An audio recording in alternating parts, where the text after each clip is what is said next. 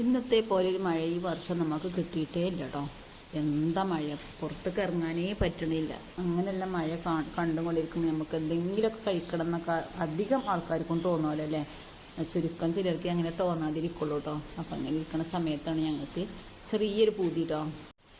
പിന്നെ നമ്മളെ ഉമ്മ ഇവിടെ ഉണ്ട് കേട്ടോ. 2-3 ദിവസമായിട്ട് ഉമ്മ എത്തിക്കണം. ഉമ്മ ഇവിടെ ഉണ്ടായില്ല. 10-15 ദിവസത്തിന് മേലെ ഉമ്മ വിരുന്ന് പോയിട്ട് ഇത്താൻ്റെ വീട്ടിലേക്ക്. അപ്പം ഉമ്മയുണ്ട്. അപ്പം എന്തെങ്കിലുമൊക്കെ നമ്മൾ ഉണ്ടാക്കി കഴിക്കുമ്പോൾ ഉമ്മ ഇല്ലെങ്കിൽ എന്തോ ഒരു പോലെയുണ്ട് മനസ്സിക്ക്. അപ്പം ഇന്ന് അൽഹംദുലില്ലാ അമ്മയുണ്ട് ഞങ്ങളുടെ കൂടെ.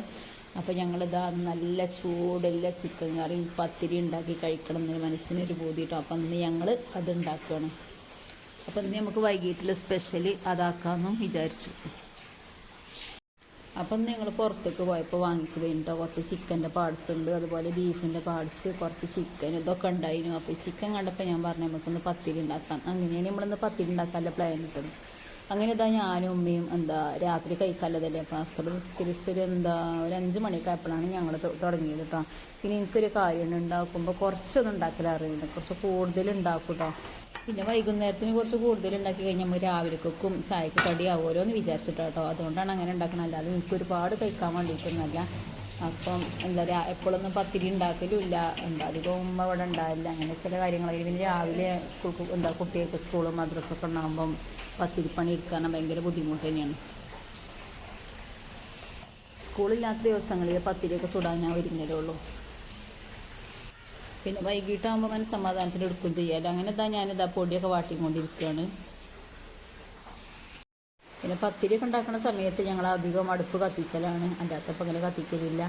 പിന്നെ ഗ്യാസിനൊക്കെ ഭയങ്കര ക്ഷാമല്ലേ. 45 ദിവസം കഴിയാതെ ഗ്യാസൊന്നും കിട്ടില്ലല്ലോ. അപ്പം ഭയങ്കര പേടിയാണ് കേട്ടോ. ഗ്യാസ് തീരോ എന്നില്ല, ബേജാറാണ്. എന്നാലും നമ്മൾ അടുപ്പത്ത് കത്തിക്കലില്ല. അപ്പോൾ ഞാൻ ചിക്കൻ്റെ പാർട്സും ബീഫിൻ്റെ പാർട്സൊക്കെ ഫ്രിഡ്ജിൽ വെക്കാമെന്ന് വിചാരിച്ചിട്ട്. പിന്നെ നമ്മൾ കാക്കു കണ്ടാൽ പിന്നെ എന്തായാലും കാക്കുന്നത് വെക്കലും നിർബന്ധമാണ്. അപ്പം കുറച്ച് വെച്ചളാന്ന് പറഞ്ഞപ്പോൾ ഞാൻ ആദ്യം തന്നെ തീ കൂട്ടിങ്ങാണ്ട് ബീഫിൻ്റെ പാർട്സ് അടുപ്പത്ത് വെച്ച് കൊടുത്തിക്കണം. കേക്ക് ക്ലീൻ ആക്കിയപ്പോൾ ഉമ്മ ഉള്ളിയൊക്കെ തൊലിച്ചൊന്നും ഉമ്മേനെ തീ കൂട്ടി തന്നു. ഇപ്പോൾ ഞാൻ കത്തിക്കണി ഒരുപാട് സമയമെടുക്കും കത്താൻ. ഉമ്മ പെട്ടെന്ന് കത്തിച്ചെടുക്കും. അങ്ങനെ അത് ഉമ്മാനെ ഏൽപ്പിച്ചിട്ട് ഞാനിതാ പൊടിയൊക്കെ വാട്ടി കഴിക്കണം.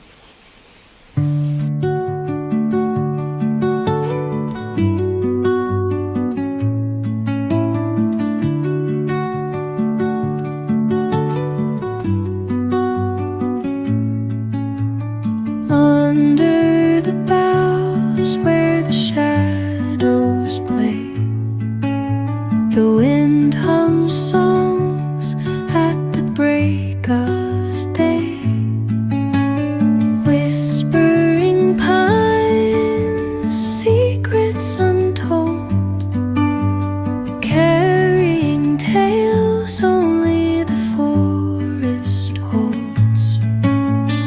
Moonlight spills through the velvet dark, patterns, leaving its mark. The roots stretch deep, the earth's gentle sigh, a lullaby sung to the open sky. Oh, whispering pines sing. പത്തിരിപ്പണി ഇരിക്കുമ്പോൾ ഉമ്മ കൂടെ ഉണ്ടാവട്ടെ എല്ലാത്തിനും. കാരണം അമ്മക്ക് അത് എളുപ്പമാണ് പരത്താനും അതുപോലെ ചുട്ടെടുക്കാനൊക്കെ. ഞാൻ കുഴച്ച് പ്രസ്സിൽ അമർത്തി കൊടുത്ത അമ്മക്ക് അതൊന്ന് പരത്തണം കേട്ടോ. പരത്തണ്ടെന്ന് പറഞ്ഞാൽ അമ്മ കേൾക്കൂല. അമ്മക്ക് ചെറുതായിട്ട് ഒന്നും പരത്തിയിരിക്കട്ടെ, എന്നാലേ കഴിക്കാൻ ടേസ്റ്റ് ഉണ്ടാവുള്ളൂ, അല്ലെങ്കിൽ കട്ടിയാവും എന്നൊക്കെ പറഞ്ഞ് അമ്മ പെട്ടെന്ന് തന്നെ പരത്തിയിരിക്കണം.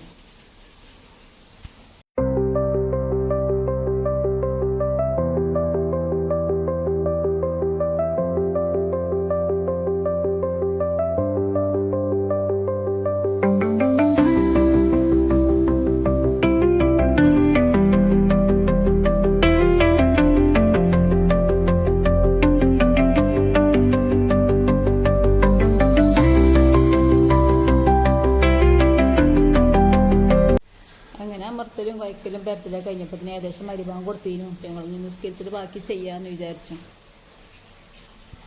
അങ്ങനെ നിസ്കാരം കഴിഞ്ഞ് ഉമ്മ പത്തിരിയൊക്കെ ചൂടാൻ നിന്നു. ഞാൻ നാളികേരമൊക്കെ ചിരകി വറുത്തെടുക്കുകയാണ് കേട്ടോ.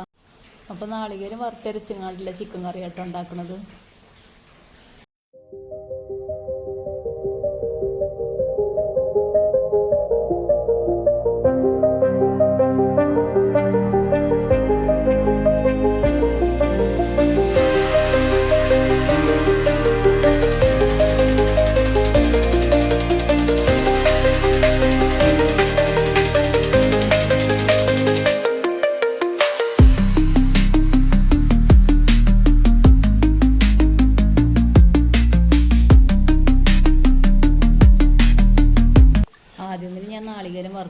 വറുത്ത് വെച്ചതിന് അതിൻ്റെ ശേഷമാണ് ചിക്കനിലെ മസാല റെഡി ആക്കുന്നത്.